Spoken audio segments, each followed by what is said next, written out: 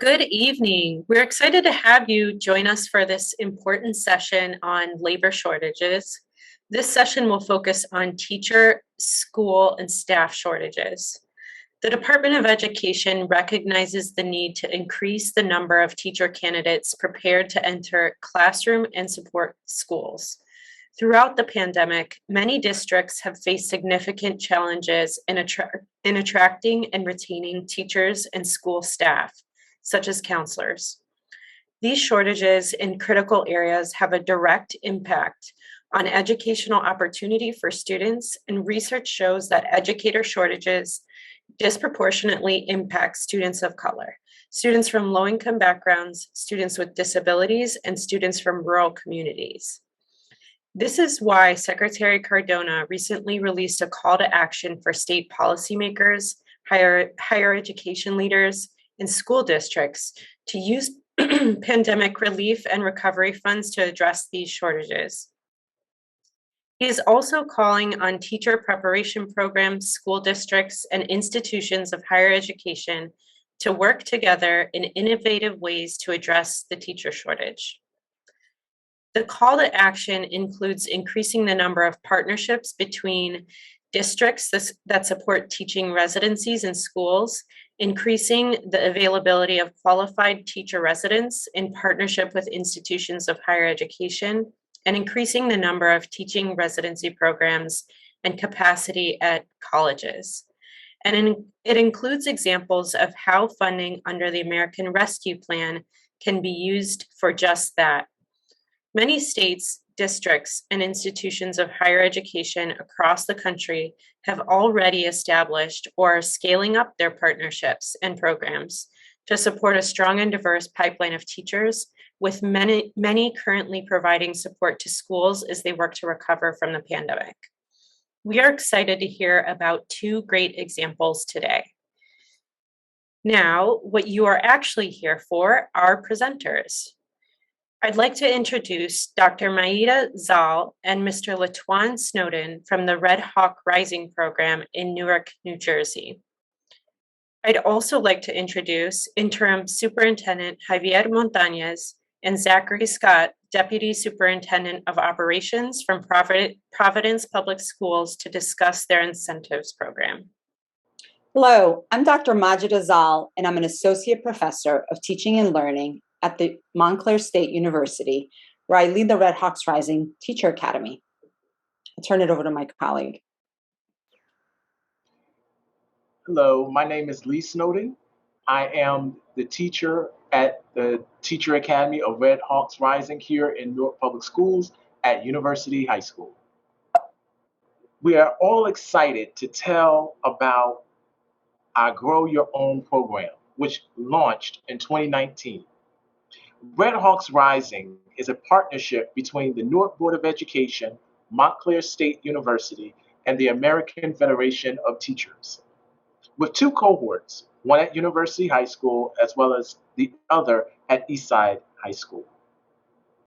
In this presentation, we will share details of our model, who we are, why we need it, what it is, and describe the curriculum and the impact on students, teachers, and parents. Before we tell you about why we need a program like Red Hawks Rising, we'd like to tell you about what motivates us to do this great work. For me, my motivation is to pay it forward. I am a proud graduate of University High School, and I have had the opportunity to return to University High School, my alma mater, again in 2019 to lead the Teacher Academy. My why for doing this, again, to pay it forward, because we need good teachers, and what better place to get them is from your own community. Thank you, Mr. Snowden. I'd like to tell you about my motivation. When I was 8 years old, my Palestinian and Colombian family immigrated to the United States. We settled in Paterson, New Jersey, where I attended public schools, and for 10 years, I only had 2 teachers of color. While I was fortunate to have a few caring teachers, I often encountered deficit ideas that devalued the cultural wealth of my community. I lacked the support I needed to help me navigate a new country and a new language. The critical ethic of care I received from Mrs. Shirley Dale, our school librarian, and Mr. Jesse Dale, our dean of students, helped me thrive. They were culturally sustaining educators who recognized my strengths and who focused on academic excellence. These are the kinds of teachers we hope to support in Red Hawks Rising. So I'd like to tell you about the 6 core reasons that compel us to do this urgent work. Firstly, the demographics of teachers in New Jersey should reflect the demographics of students in New Jersey. There is a national shortage of teachers who identify as Black, Indigenous, or teachers of color. Researchers like Conrad Gist at the University of Houston and Dr. Margarita Bianco at the University of Colorado, Denver, argue that Grow Your Own programs can help address the shortage of teachers in communities of color. For students who are minoritized, having teachers who look like them can result in better academic outcomes. And this is according to Desiree Carver Thomas at the Learning Policy Institute. Grow Your Own programs allow students to pursue teaching as a viable career, giving them access to post-secondary education without incurring significant student debt. And finally, Grow Your Own programs provide young people with opportunities to return and, as Majora Carter, MacArthur Genius reminds us, contribute to the social and economic growth of their own communities, thereby reclaiming their communities. As you can see in New Jersey, the teacher-student race gap is one of the largest in the country. And in Newark, Grow Your Own belongs in Newark, where Mayor Raz Baraka and Superintendent of Schools Roger Leone are themselves homegrown. They lead a cadre of teachers focused on contributing to public education and community. And thanks to the American Rescue Program, Newark is able to pay for ancillary costs of the program, which include busing to the university campus and stipends for teachers to serve as chaperones. The largest district in the state, Newark serves predominantly Black and Latinx students, with 56% of teachers who identify as Black or Latinx. The students in the Red Hawks Rising Teacher Academy, to whom we will refer as scholars, all identify as Black or Latinx, and more than half are English learners of immigrant origin. I'd like to tell you about some of the young people who inspire us. Melissa Dalmeida is a senior at Eastside High School. She has known she wanted to be a teacher since she was a young child. She teaches hockey to young children and is the manager of her school's team. When Deputy Secretary Cindy Martin visited the program on March 30th, 2022, Melissa described how having teachers who connected with her parents culturally and spoke her native language of Portuguese inspired her to go into teaching. The other is Delores Diaz. As a high school student at Eastside, Delores loved science and was inspired by her teachers, many of whom were MSU grads. She completed a degree in applied mathematics and her master's in teaching at MSU, all along with her eye on returning to her community. Delores is now a bilingual physics teacher at Eastside High School and also the recipient of a Knowles Foundation Fellowship, a prestigious national award that supports novice science teachers. I will share in the chat a video of Delores speaking about her journey. Both Melissa and Delores are true Grow Your Own stories. I'd like to tell you about what we do in the bigger picture. Scholars in the Red Hawks Rising Teacher Academy begin in 9th grade at Eastside High School, a comprehensive school of 2,200 students, or at University High School, a magnet school serving 450 students. Each year, they take a career and technical education course taught by a Newark Board of Education teacher. Beginning in the 11th grade, scholars can earn up to 30 college credits, paid for by the Newark Board of Education and at no cost to students and their families. The American Federation of Teachers is committed to providing students with stipends each semester upon course completion to help alleviate students' income earning needs. This was in response to students' concerns that their needs to work part-time after school would prevent them from taking these valuable college courses. Students who maintain a 3.0 GPA or higher will receive guaranteed admission to MSU. Once at MSU, students may choose to study teacher education or any major. If they choose teacher education, they will be mentored along the way as they earn their teaching certificate. Upon graduation, the Newark Board of Education has committed to hire them to teach, thereby supporting them to return to teach in Newark.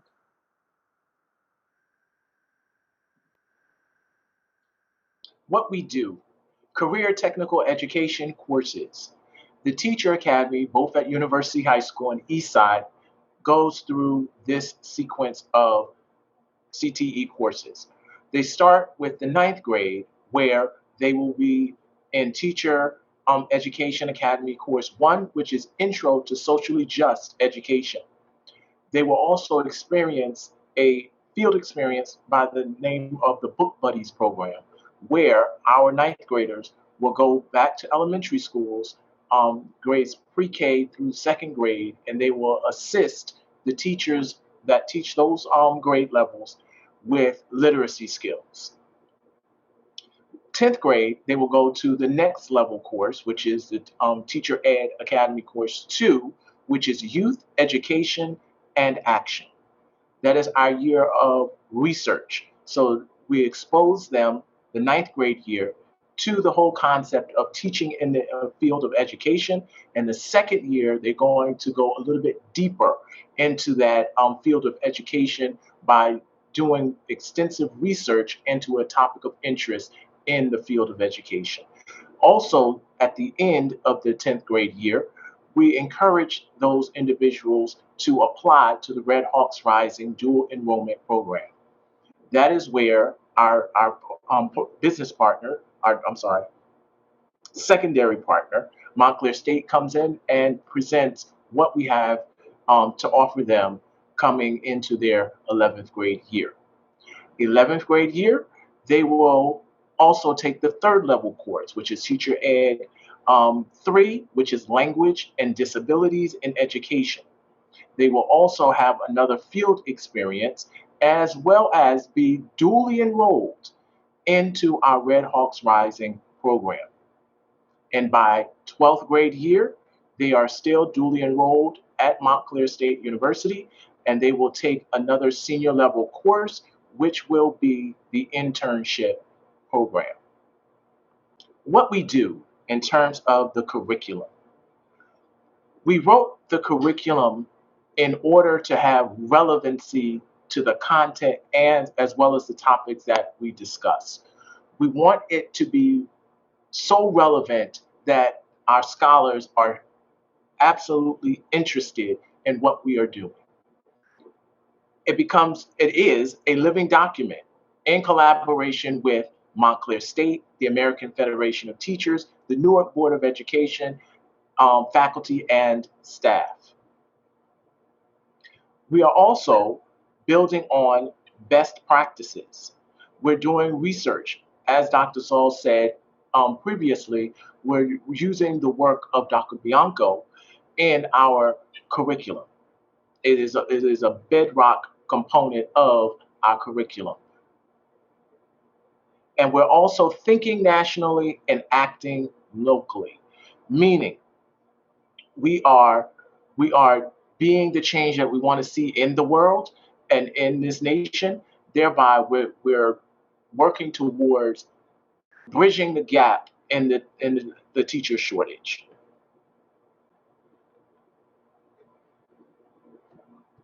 Dual enrollment MSU offers are taught by MSU faculty at the respective high schools. Scholars may enroll in 2 courses per semester for 5 semesters, including a summer academy between 11th and 12th grade. The example you see here are the kinds of sample courses that we offer students in this sequence. While on campus, scholars will have an opportunity to receive mentoring from MSU graduates who now teach in Newark. They will build relationships with faculty, students, and staff who will teach them to navigate college life. Embedded in each course are 2 academic coaches who ensure that their experience with college-level work is scaffolded and that they are provided with the academic tools they need, such as writing support. Along the way, we also engage families in preparing for admission to college and to support them in making decisions and applying for financial aid resources. I'd like to tell you more about the critical success factors of our program. The Teacher Academy curriculum and our teacher education program at MSU is situated in the context of educational justice issues, both nationally and locally. The Teacher Academy curriculum, as Mr. Snowden said, has been inspired by several other programs, including the Pathways to Teaching program created by Dr. Bianco. To ensure college readiness, faculty teaching college courses through dual enrollment are prepared to scaffold learning, provide students with access to multiple modes of representation, and are culturally responsive pedagogues. Moreover, we provide students with opportunities to engage in the field, mentor young children in literacy, develop mentoring relationships with educators of color, and shadow education professionals in the district. We are studying the model and have begun the process of collecting longitudinal data and intend to follow students through college graduation and their return to Newark Public Schools as teachers of record. We have strong, committed partners who share the same transformative purposes for this program, and we're willing to challenge one another to create a high-quality program for our scholars. Once Red Hawks Rising scholars return to Newark as teachers, we intend to engage them in a robust induction program developed in partnership between Montclair State's Urban Teacher Residency Program and the Newark Board of Education. We would be remiss if we didn't share with you what we think are the roadblocks to success. The program's purpose or vision needs to be clear. If you're interested in learning more about this, I suggest reading Conrad Gist's 29 article about this topic. I've listed references at the end of the slide deck. I wouldn't be an academic if I didn't. Shortcuts to social justice and education could be a potential second roadblock. That can lead to unintended consequences, such as reproducing deficit narratives about minoritized students. Scripted programs could result in the misalignment of goals and needs of the community. Maintaining choice. Enrollment in the Teacher Academy must be open to students. The program should not be selective with regard to academics or create additional barriers for students in terms of complex application procedures. As students explore the teaching profession, they must be able to have a choice with regard to the college major they want to pursue and the number of college courses in which they want to enroll. And lastly, setting up expectations for students, like expecting that they commit to becoming teachers or that they will decide their college major while in high school, is not developmentally appropriate and goes against the best practices that we try to follow. Moreover, focusing on pedagogy and methods of teaching too early could result in students becoming disengaged by the mechanics of teaching. Focus instead on mentoring and building relationships, and on learning about macro issues confronting education and how they impact their local communities. We'd like to talk to you also about the economic impact of this work. Earning college credits at no cost reduces student debt. After graduating high school, students can apply for jobs as paraprofessionals or teacher assistants. With their 30 credits, they can apply to substitute teach and earn up to $125 per day or more while in college. Lastly, the Newark Board of Education has promised them a job as a teacher of record upon graduation and completion of their teacher education program. In fact, the superintendent has stated that when Teacher Academy scholars graduate high school, he will hand them a provisional certificate with the promise of a job in Newark. The impact stories our scholars and our teachers speak. I am really seriously considering teaching at the elementary level, and that's from one of our scholars who was a part of the Book Buddies program, Ms. Thomas Baker. This is an opportunity of a lifetime to continue to pay it forward, and that was yours truly. I never knew that teachers had to prepare so much to do one lesson. And from the Principal Hamilton, the work that is being done in the Teacher Academy is critical to answering the teacher shortage in Newark. We are growing our own and welcoming them to return and do great things in our classrooms.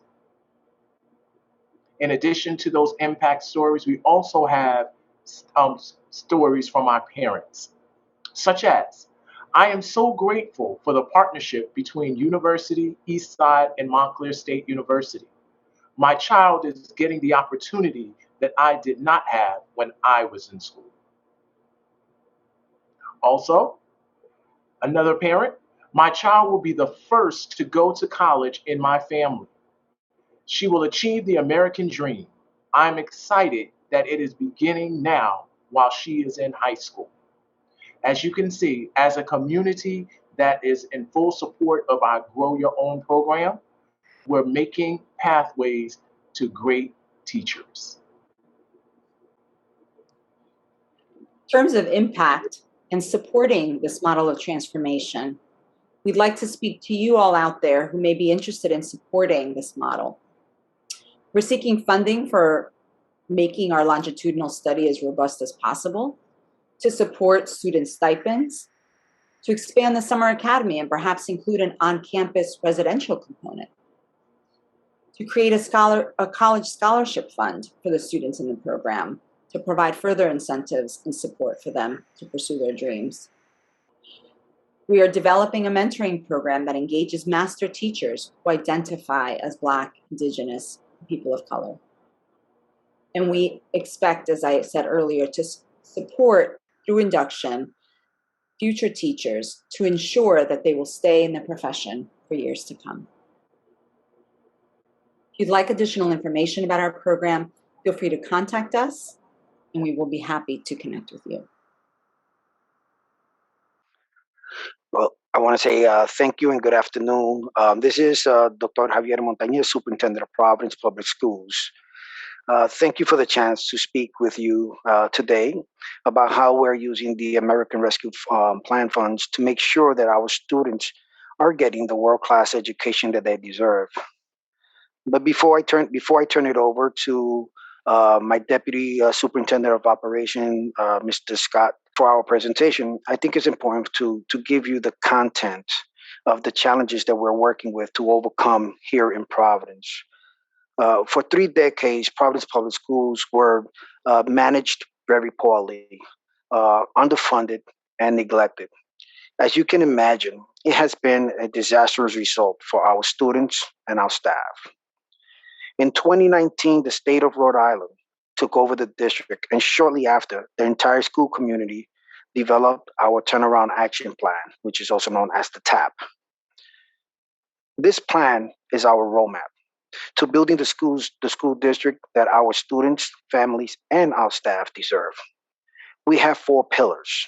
These pillars were built on engaging our community so everyone has a voice, making sure all students have an academic opportunity, no matter their learning needs, have effective district systems to support our schools.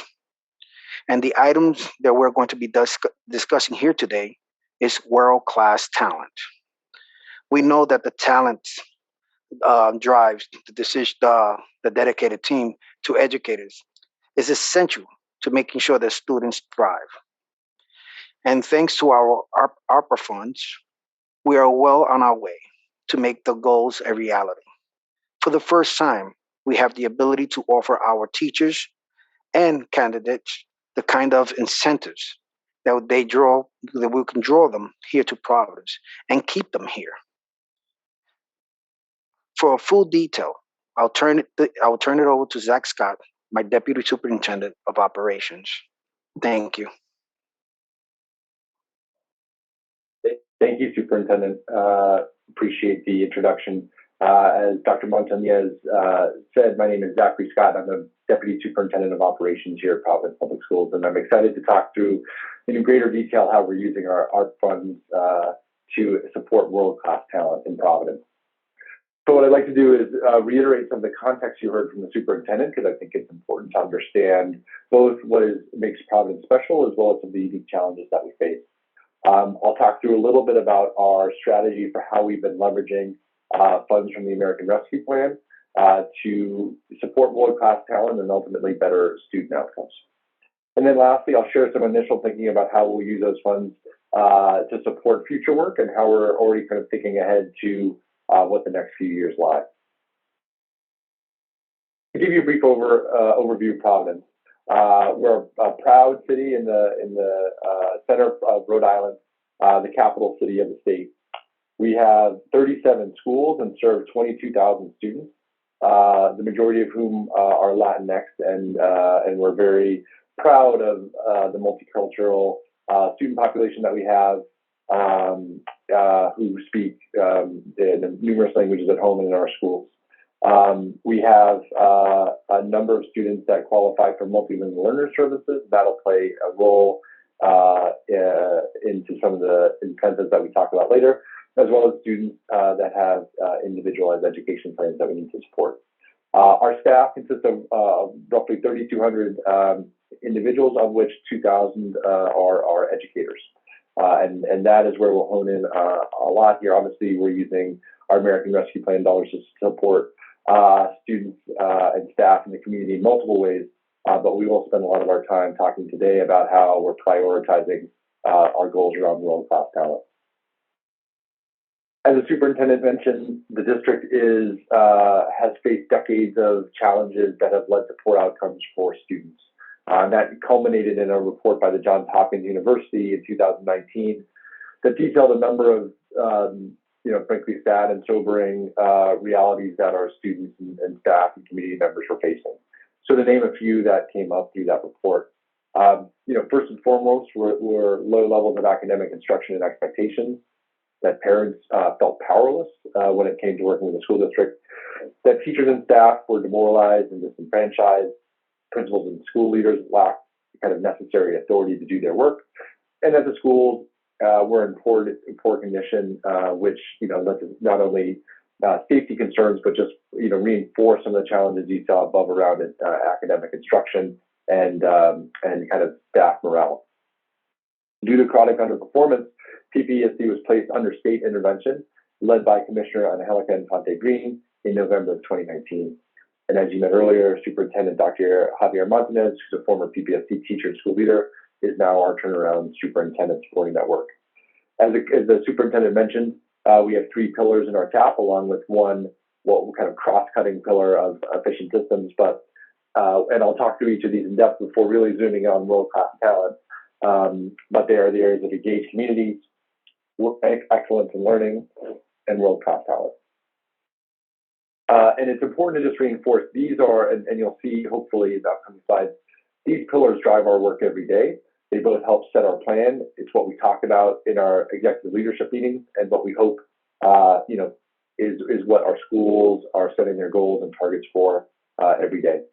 So this is the Turnaround Action Plan, which was developed in conjunction and by the community, really leads, as the superintendent will tell you, is our North Star and drives how we do our work in the district. So excellence in learning. Our goal is that all Providence schools will be high quality and all students will be offered academically rich opportunities regardless of their unique learning needs. Second is world-class talent. Students grow and thrive when led by world-class teachers, and teachers grow and thrive when led by world-class leaders. And then engaged communities. Schools will be welcoming and students and families will have a voice in their child's education. So there's lots, obviously, as you can imagine, for a district that is in turnaround and has substantial work to be done. Under each of these pillars is a lot of work to be done by all areas of the organization and of the community. So let me talk through world-class talent, because that's where we want to focus our discussion today. And what I'll share is a little bit of what our key goals are in that area, as well as what some of the challenges have been to reaching those goals. So what you see here is under world-class talent, we have a number of things we're shooting for, but two that we think about every day and really guide a lot of our human capital work. The first is around increasing the percentage of fully staffed classrooms at the beginning of the year from 95.5% to 98%. So, it goes without saying that having a fully staffed school is a kind of a bare minimum need for schools and for students to effectively learn. Consistent instruction from highly effective educators is what is kind of needed on a day-to-day basis to ensure our students are supported, and that's an area the district has struggled with historically. So the district has faced a large number of vacancies historically for various reasons. One you'll see here is that we tend to draw a pretty narrow applicant pool historically, and that while the national average of candidates per position is close to 28, PPSD has been historically less than 20 for many of our areas. That and other things have resulted in some significant staffing challenges, which has led to high classroom vacancy rates. And as many of our colleagues in other districts have experienced, prior to the pandemic, staffing challenges that existed have only been exacerbated by the pandemic. And so, in a district that's already in turnaround, we knew we had to do a lot in the next few years to ensure we are meeting our goal of fully staffed classrooms. The second is increasing the percentage of teachers holding and using the English as a second language certification from 17.5% to 53%. So if you think about this as a district, the demographics and needs of our students have changed dramatically over the last 3 decades, but how the district supports them and qualifications and skills of our staff have not always changed to address those. And so when you can't expect different outcomes if you're kind of keeping things the same. And so we know we need to dramatically change and improve and support our educators and in the ways of supporting English language learners. And some of that is ensuring that they're properly certified to provide those supports.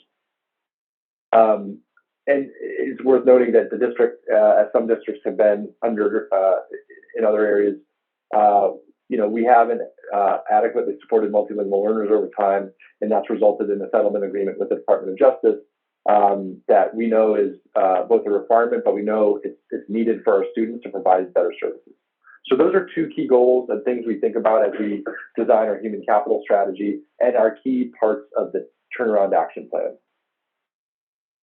What I want to pivot now to is talking about, in looking at those 2 goals, really seeing how the American Rescue Plan funds have provided us with a once-in-a-lifetime opportunity to accelerate district turnaround efforts related to world-class talent.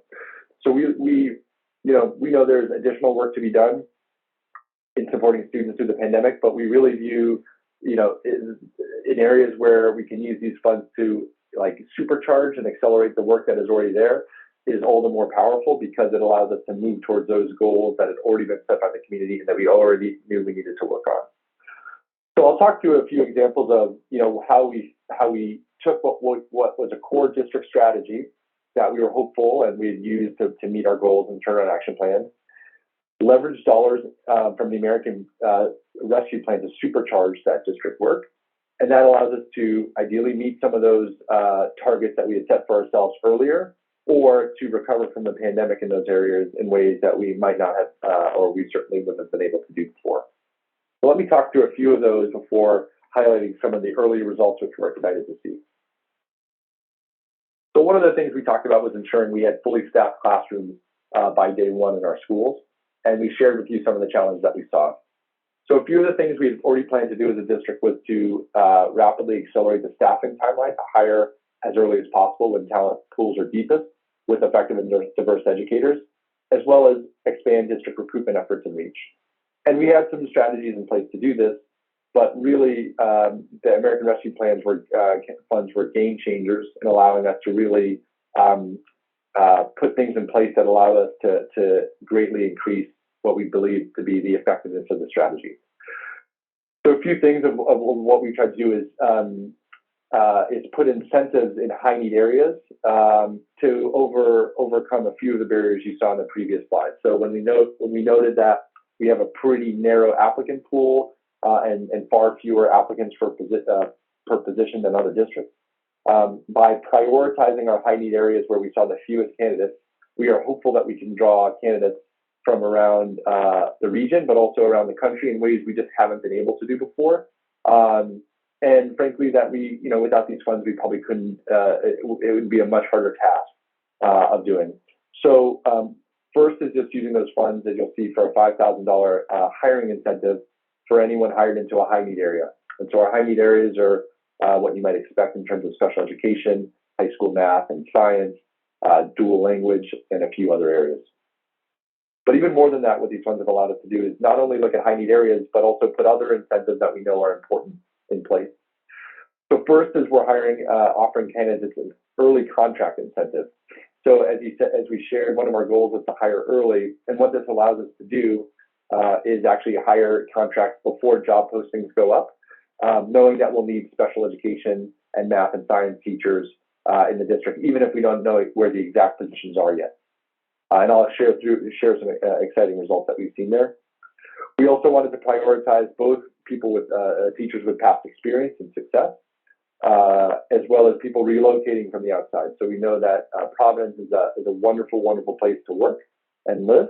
But we've often attracted a pretty local and regional, a local talent pool. So really trying to expand our focus and encourage people to apply and relocate from elsewhere. But also doing this for the last incentive you see is for candidates who commit for multiple years. So we want to ensure that we're doing this in a way that brings people in, but also retain people in the district. And we know from our own data that for folks who stay a few years, it's really getting over that hump of the first 2 or 3 years is important for staying long-term in the district. That's one area, and I'll talk through some of the early successes there shortly. The next area we shared was, one of our goals was around increasing the number of staff with ESL certifications. So the district had put in place over the past few years some strategies here to help with this work, and they were a little bit, pretty narrow.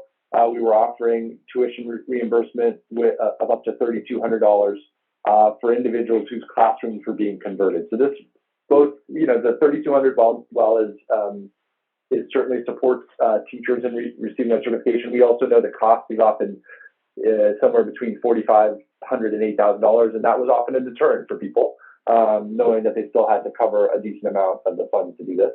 And it also meant it was often a limited number of people who had an urgent need to get a certification, and we wanted to do as much as we can to give people both more funds and time to get certified. So what we've been able to leverage the American Rescue Plan funds to do is really dramatically increase the support we're providing to educators from $3,200 to $8,000. And that is both for people we'd already been supporting. So we've been supporting people over the past few years, and it allowed us to increase their reimbursement. But it allowed us to also attract more individuals who are interested in going for their certification. So we both increased the amount that we offered as well as the number of people that we were able to reach. And this is critical. I mean, we have an ambitious goal here of over 50% of our teachers being ESL certified, and we started from a place of less than 20%. So we really need to do as much as we can to support them. And I think what I like about how we've been able to use these funds, and we'll talk about some of the results next, but it's a way to both bring in new talent and draw new talent in ways we haven't been able to before. But it also is a way to support and hopefully retain our current educators who are asking to develop in their skills, particularly in the area of supporting multilingual learners. So just to talk through some early results, and obviously it's still very early on, but we're excited that we've already seen some things that make us very excited and hopeful about how the full impact of these funds will look. But for one, we've been able to hire 16 candidates in January and February in high need areas, including special education, math, and school psychologists. So for those who might be in a much bigger district, I know 16 seems small, but for us, it's a game changer as we often have a significant number of vacancies at the start of school. And in many cases, people historically have not been hired until May, June, or July, and we were able to use this to offer contracts in January and February. So we're getting a head start in an area we really need it. We were able to take our strategy of posting early, and some of that came through negotiations and discussions with our labor partners. But through just the general hiring process, aside from the priority contracts, we've already hired roughly 30 candidates to date in our high need areas. And it's and that was by the end of April, when typically we haven't, in prior years, haven't been able to post until late April or May. So again, these incentives will be have allowed us to do is really take advantage of that early hiring timeline we've been pushing.